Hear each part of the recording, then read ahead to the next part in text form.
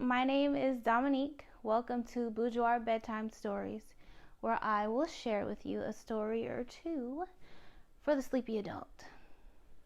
I'm so happy you're here. Okay. Before we do get started, I do have just a couple of housekeeping rules I want to go over, so if you give me a moment. Housekeeping rule number 1. These stories are for grown-ups, so if you're a child, please pause this, give your mama back her phone, and then go lay down somewhere. Thank you. Number 2. These stories may or may not be based on true encounters. So to be safe, just mind your business and take my words here for face value and then go to bed. Thank you.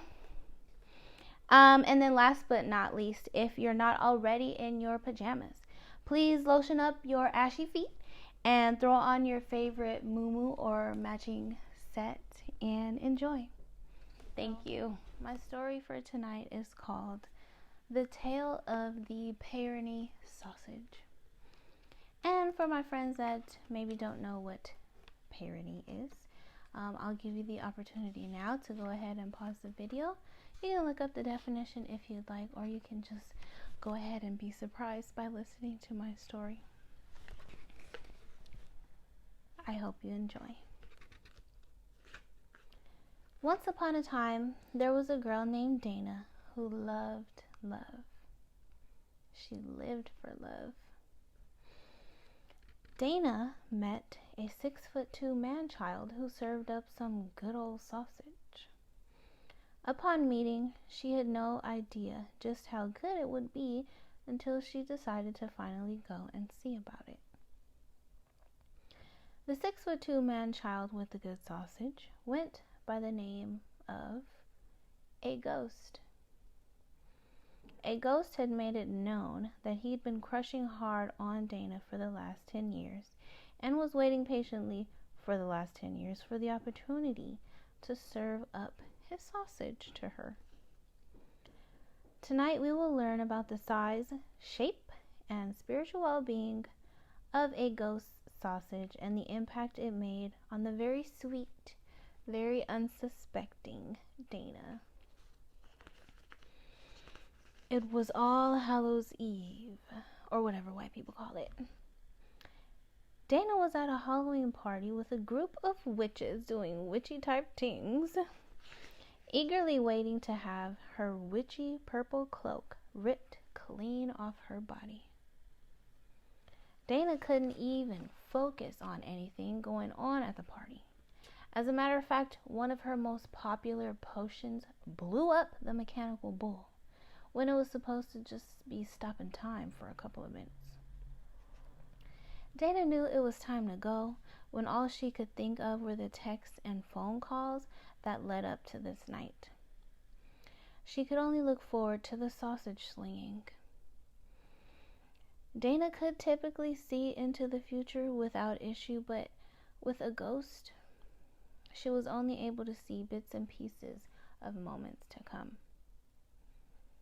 Dana had seen a ghost sausage up close once before outside of her car one evening, but it was dark, and so was his sausage. The size of the sausage was giving good and healthy cucumber that was maybe left on the vine for a little bit too long. Nothing too ridiculous. But she did notice something peculiar. Dana noticed a curve in the sausage, otherwise known as Peyronie's disease, which sounds horrible, but really it's like amazing, right? If you know, you know.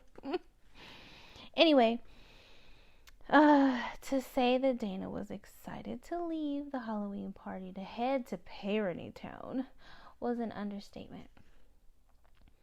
Dana finally made it to a ghost's lair, his evil lair, and proceeded to greet him.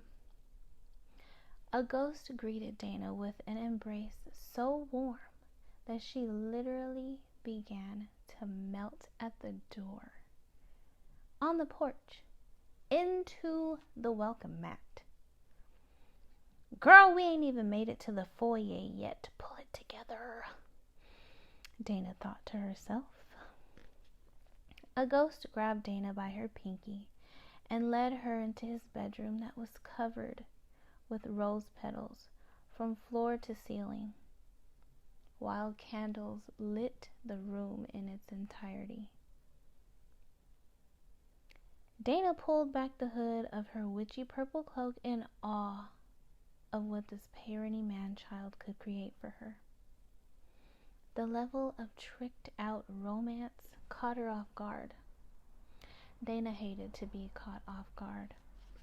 She was a witch that could see into the future, after all. So it's actually like mad embarrassing, if you think about it. A ghost led Dana to his bed and pulled the string on the hood of her witchy purple cloak, causing the cloak to fall on the floor in slow motion.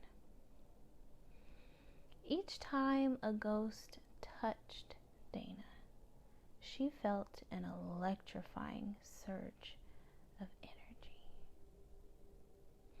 As a matter of fact, Dana could no longer think. She could no longer talk. She could only feel.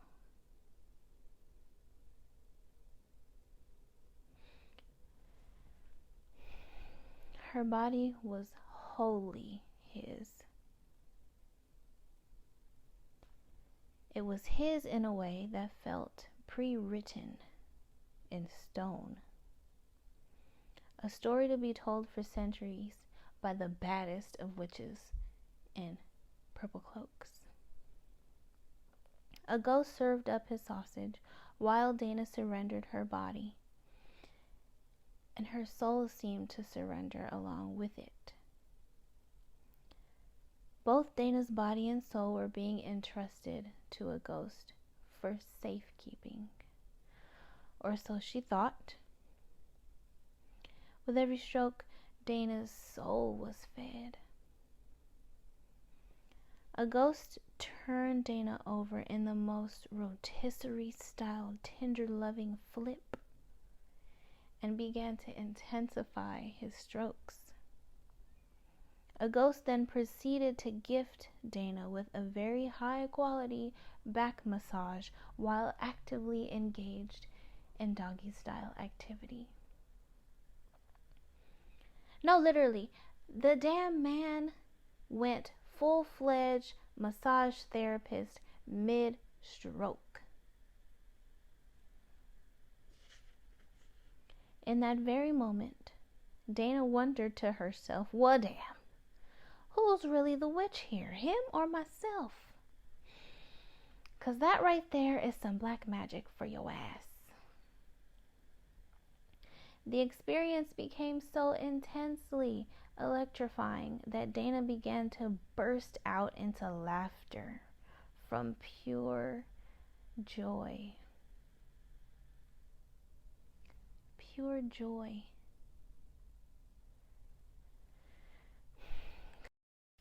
'Cause wasn't nothing funny about that.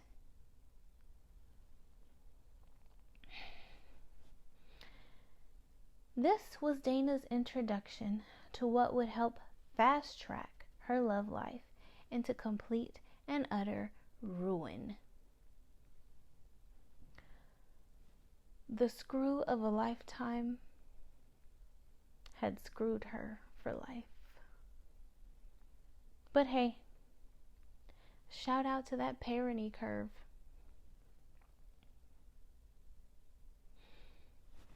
I hope he's doing well.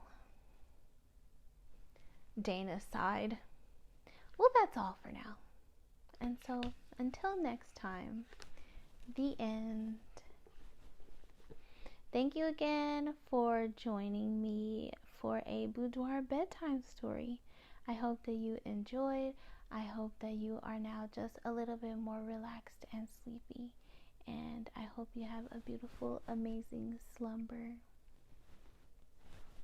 Good night.